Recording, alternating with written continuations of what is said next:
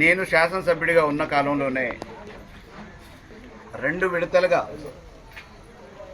400 plus 160 560 ఇళ్లని 100 కోట్ల రూపాయల ప్రభుత్వం మంజూరు చేసిన నాటి బీఆర్ఎస్ ప్రభుత్వం కేసీఆర్ గారు మంజూరు చేసిన నిధులతో పూర్తి చేసుకోవడం జరిగింది.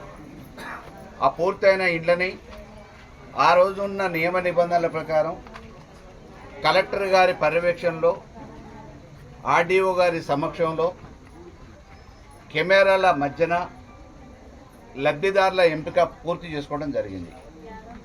ఆ రోజు దాదాపుగా 1000 మంది పట్టణం నుంచి నిరుపేదలు అప్లై చేసుకుంటే ఉన్న అర్హతలను బట్టి 560 మందిని లబ్ధిదారులుగా ఎంపిక చేసి ఎవరెవరికి ఏ నెంబరు డబుల్ బెడ్రూమ్ కూడా వచ్చింది అనే వివరాలతో సహా లిస్టును కూడా ఆర్డీఓ ఆఫీస్ వారు కలెక్టర్ గారి ఆమోదంతో ఆ రోజు ప్రకటించిన తర్వాత ఆ రోజు పక్షంగా అధికార కార్యక్రమాన్ని కూడా నిర్వహించినాం. డబుల్ బెడ్రూమ్లకు సంబంధించిన లబ్ధిదారులతోనే ఆ రోజు వాళ్ళకి మంజూరు చేసిన విషయాన్ని కూడా తెలియజేయడంతో పాటు లబ్ధిదారులకి ఒప్పజెప్పినాం. కేవలం ఆ రోజు కరెంటు, మంచినీళ్ళు, డ్రైనేజీ వ్యవస్థ ఇంకా సమకూర్చాల్సిన అవసరం ఉంది, అదొక్కటి పెండింగ్ ఉంది అని చెప్పేసి ఆనాటి అధికారులు చెప్తే దానికి కొంచెం సమయం పడుతుందనే ఉద్దేశంతో గృహప్రవేశాలు చేయటం ఒక్కటి ఆలస్యమైంది.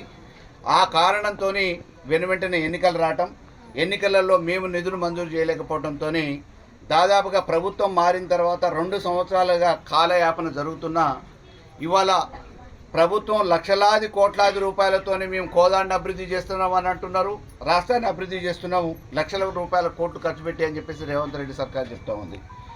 మేమేమంటున్నాం, నిరుపేదల కోసం ఇవాళ 50 లక్షల రూపాయలు ఖర్చు చేస్తే 560 ఇండ్లు ఏదైతే పూర్తి చేసుకున్నామో 100 కోట్ల రూపాయల నిధులతోని 10 సంవత్సరాల కాలంలో డబుల్ బెడ్రూమ్లు ఏదైతే పూర్తి చేసుకొని లబ్ధిదారుల ఎంపిక పూర్తయి వాళ్ళకి ఇచ్చినామో వాళ్ళు అందులో పోయి కాపురం ఉండటానికి 50 లక్షల రూపాయలు ఈనాటి ప్రభుత్వం ఖర్చు చేస్తే సరిపోతుందని చెప్పేసి అధికారుల దృష్టికి ఎన్నో దఫాలుగా తీసుకుపోవడం జరిగింది. దానికి సంబంధించిన ప్రతిపాదనలు మేము పెడుతున్నాం, వస్తున్నాయని చెప్పి చెప్తున్నారు. కానీ ఇవాల్టి వరకు 2 సంవత్సరాలు గడిచినా ఇంతవరకు ఎక్కడేసిన గొంగలి అక్కడన్నా చందంగానే ఉంది. కోదాళ్ళలో మాత్రం ఎప్పుడు ఏ ప్రకటన చూసినా లక్షల కోట్ల రూపాయలు అభివృద్ధి జరుగుతుందని చెప్పేసి పత్రికా ప్రకటనలు చూస్తున్నాం. కానీ ఎక్కడ కూడా ఆ అభివృద్ధి అనేది అవపడట్లేదు. ఇవాళ 560 కుటుంబాలు చిన్న చితక వ్యాపారాలు చేసుకోనో పనులు చేసుకోనో ఎవరన్నా వృద్ధులు అనారోగ్యంతోనో చచ్చిపోతే ఆ చచ్చిపోయిన శవాన్ని కిరాయిలు ఆ ఇంట్లో ఉండనివ్వక ఎల్లగొడుతున్న దుర్భరమైన పరిస్థితులలో కాలం వెళ్ళదీస్తున్న సామాన్యులకి ఈరోజు 50 లక్షల రూపాయలు ఖర్చు చేసి అక్కడ కనీస సదుపాయాలు, మౌలిక సదుపాయాలు కలుగజేస్తే వెనువెంటనే వాళ్ళు కాపురం ఉండటానికి అన్ని రకాలుగా ప్రాథమిక ఆరోగ్య కేంద్రాన్ని కట్టినాం, అక్కడ సబ్స్టేషన్ కట్టినాం, మిషన్ భగీరథ లైన్లను కూడా ఏర్పాటు చేసినాం. కాబట్టి ఈరోజు కలెక్టర్ గారు చొరవ తీసుకొని, ఆర్డీఓ గారు చొరవ తీసుకొని వెనువెంటనే ప్రతిపాదనలు ఇచ్చి ఆ డబుల్ బెడ్రూమ్లకు కావాల్సిన సదుపాయాలు, మౌలిక సదుపాయాలు కలుగజేసి వెనువెంటనే లబ్ధిదారులకు అందజేయాల్సిందిగా డిమాండ్ చేస్తూ మొన్న పరిశీలించడం జరిగింది. ఈరోజు ఆర్డీఓ గారిని కలిసినాం. ఇవాళ అవసరమైతే కలెక్టర్ గారు కూడా ఈ సమాచారాన్ని మేమే ప్రత్యక్షంగా పార్టీ పక్షాన ఒక మాజీ ప్రజాప్రతినిధిగా కలెక్టర్ గారి దృష్టికి కూడా ఈవినింగ్ పోయి మళ్ళీ కలిసి చెప్పే అవకాశం తీసుకుంటాం.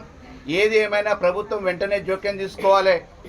అదే రకంగా ఇక్కడ ఉన్న అధికారులు కూడా జోక్యం చేసుకొని ఈ 560 ఇండ్లకు సంబంధించిన లబ్ధిదారులకు వెనువెంటనే ఆ డబుల్ బెడ్రూమ్ బాలాజీ నగర్లో ఉన్న దగ్గర కరెంటు సదుపాయం, మంచినీటి సదుపాయం, డ్రైనేజ్ సదుపాయాన్ని కలుగజేసి వెనువెంటనే వాళ్ళకి అప్పగించాలని చెప్పేసి బీఆర్ఎస్ పార్టీ పక్షాన ప్రభుత్వాన్ని కోరుతూ ఉన్నాం.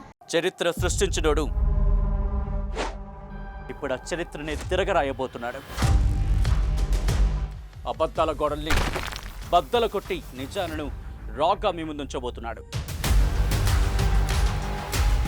నిజమైన వార్తల కోసం వెంటనే డౌన్లోడ్ చేసుకోండి రా యాప్ని.